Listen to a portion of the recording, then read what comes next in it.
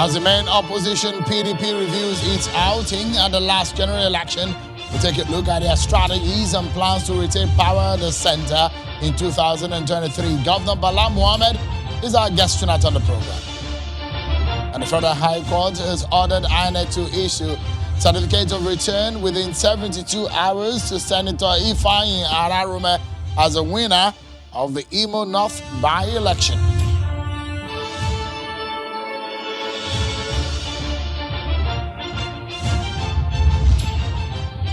Hello, everyone, and welcome to Politics Today, live on Channels Television. I'm Sean Kimale, Channels Television's global headquarters in Lagos, Nigeria. There is a vacant seat in the National Assembly. I mean, vacant in the sense that there is an indecision or there is a vacuum on who to fill that seat. But after today's court session, some good news for a section of the APC in Imo State, as the legal battle seems to have abated, at least for now.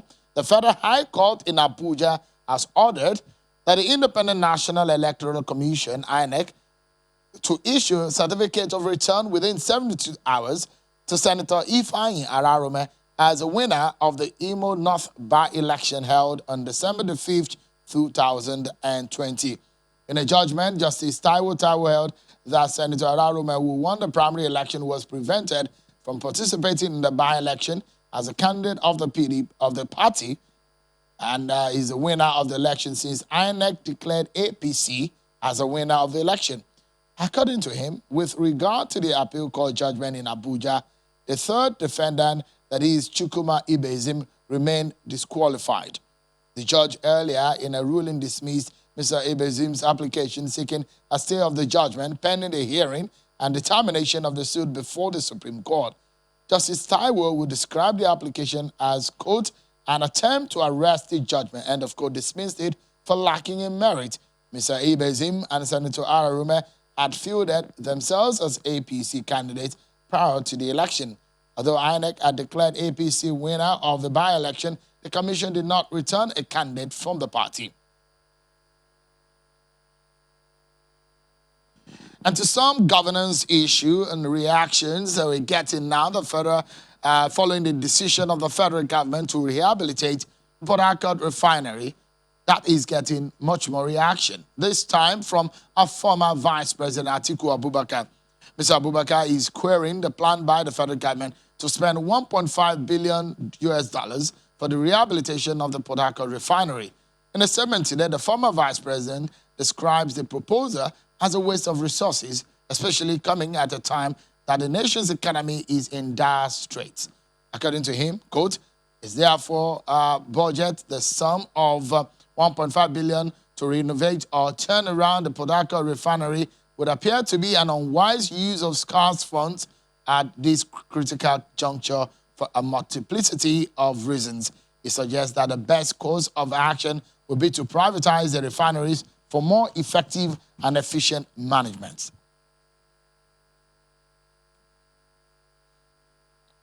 And to our conversation for the night, everyone. The People's Democratic Party is retracing its steps after the loss in the 2019 presidential election.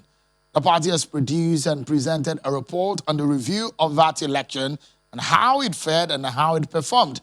At the presentation of the 2019 Elections Review Report in Abuja, the members of the PDP called for unity and inclusion of youths and women in its elective positions if it must regain power in 2023. The chairman of the committee on that review is the governor of Bauchi State, Mr. Bala Mohammed, and he joins us live on the program tonight. Thank you so much, Governor Mohammed, for joining us on the program. It's indeed a pleasure. Let me start by asking you, what did your party identify as the main reason it lost the presidential election in 2019? Thank you, Venga, for the opportunity. We have submitted the report, and the report has contained all the reasons.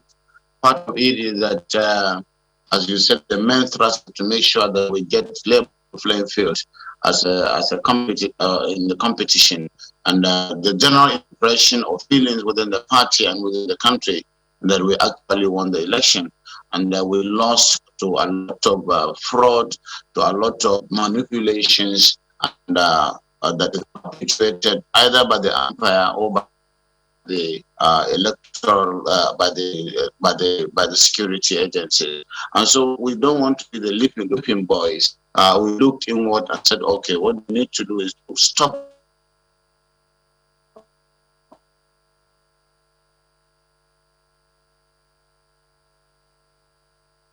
whatever that had prevented us from winning participation at the democratic level field to participate. And then, of course,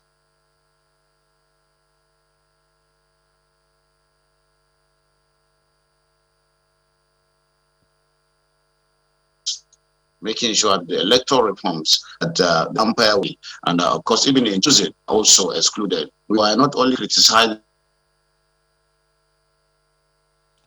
We seems to be having some issues with that connection, but we will reconnect shortly as our engineers try to refresh that connection, and as much as we can, we will get a clearer picture for you with Governor Bala Mohammed on some of the reasons why the PDP lost the election and their plans ahead of 2023. I understand that we have the governor back and clearer now. If you can take one or just about 10 seconds step backwards on what you said, because the network was messing up at some point, on the reasons why you lost the election. Well, I think the main thing is that we lost to manipulations, to fraud, and lack of playing field, because the feeling that we in the party we won the election, and that of course we are not only looking at the other side, we are also looking at ourselves. The issue of internal democracy, giving level playing field, involving the youth and the women who are the majority in terms of demographics and in terms of interest, and of course making sure that the electoral umpire, the INEC, that is now instituting some reforms, are encouraged to also become impartial. Did the party identify what we can describe as a concrete evidence to the claims that you did not lose the election because you were not popular, but according to what you said, to manipulations? Do you have any concrete evidence that was stated in that report?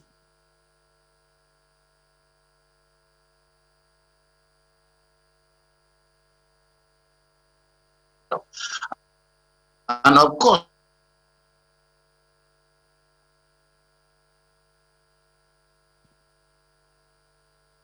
all right, it seems to be having issues with that connection. Just for a moment, until we are able to fix that connection in momentarily. Yesterday, I told you that part of the conversation we had with the governor of Katsina State, Governor Aminu Masari, and was the issue of security. But the part we did not show you is where he was talking about politics and also the politics of 2023 presidency. I'll allow you to take a listen to some parts of that conversation with Governor Masari.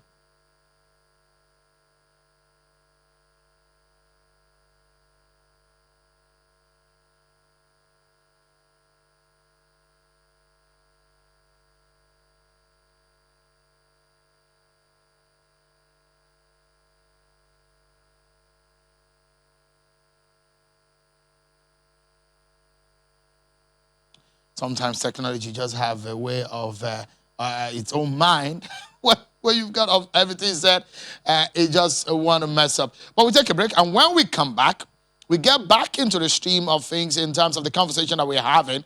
The governor of Bauchi State and the chairman of the PDP review committee on the past election and 2023 presidency, Governor Bala Mohammed, will be talking to us. And also, we'll be showing you that conversation with the governor of Katsina State on 2023 and where the presidency should go. Stay with us, everyone. We'll be right back.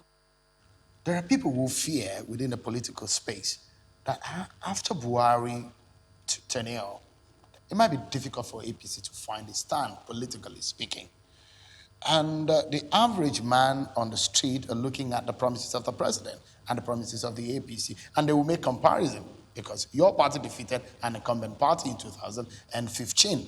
So the big question will be, as a big political player, what is the future of the APC?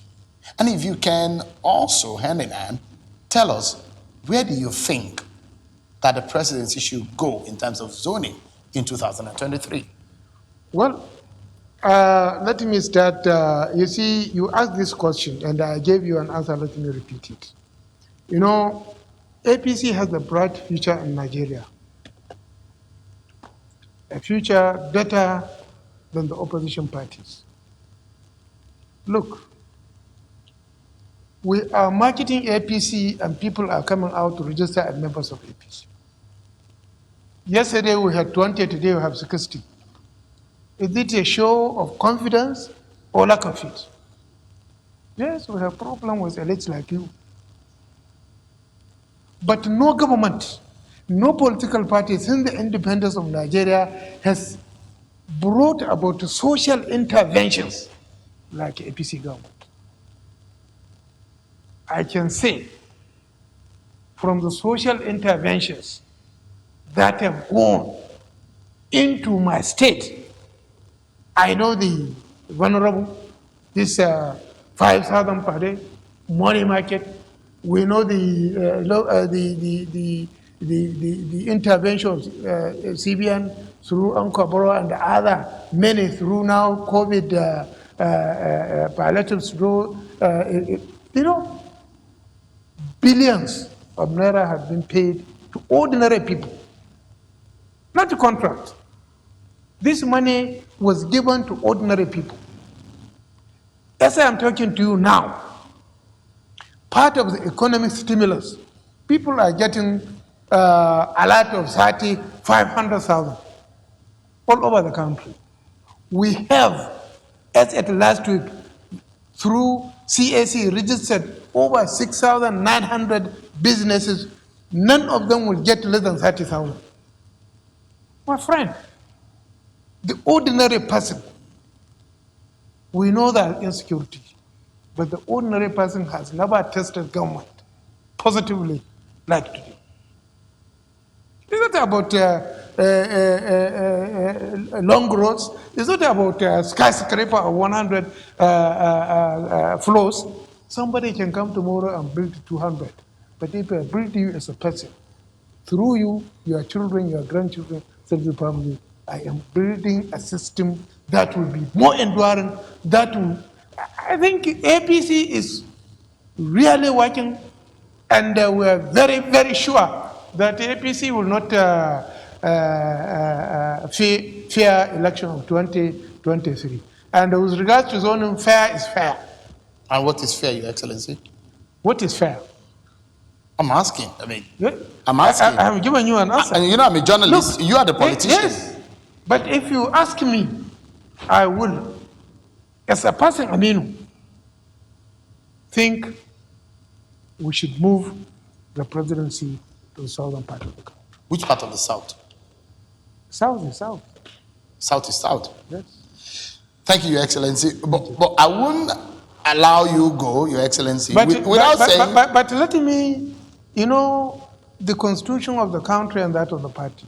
So those who prefer to live by the constitution, you cannot say they are wrong. But this is my honest opinion. You're saying that your party will fare well after Buhari's government, Yes. President Buhari, Yes. but inflation figures are saying otherwise. People, the poverty rate in Nigeria is different from when you took over. There are few figures that are saying otherwise to your stand. What was the population in Nigeria in those 2015 and today? You think that's what's Yes. responsible? And again, I want you to assume that with the social intervention, the amount of money that has been put into the system, without that money, what would have been the situation today? The COVID-19, is it a creation of APC? Is it a creation of APC? The fall of the price of mainstay of Nigeria, is it the fault of APC? If APC hadn't come with go back to the land, with anchor borrow and ban importation of rice, with the COVID, what would have happened in Nigeria? Will there be food? So you think your party was the savior of Nigeria needed? Of course. By all means, let everybody come with a balance sheet of what they got yesterday and what we get today and compare notes.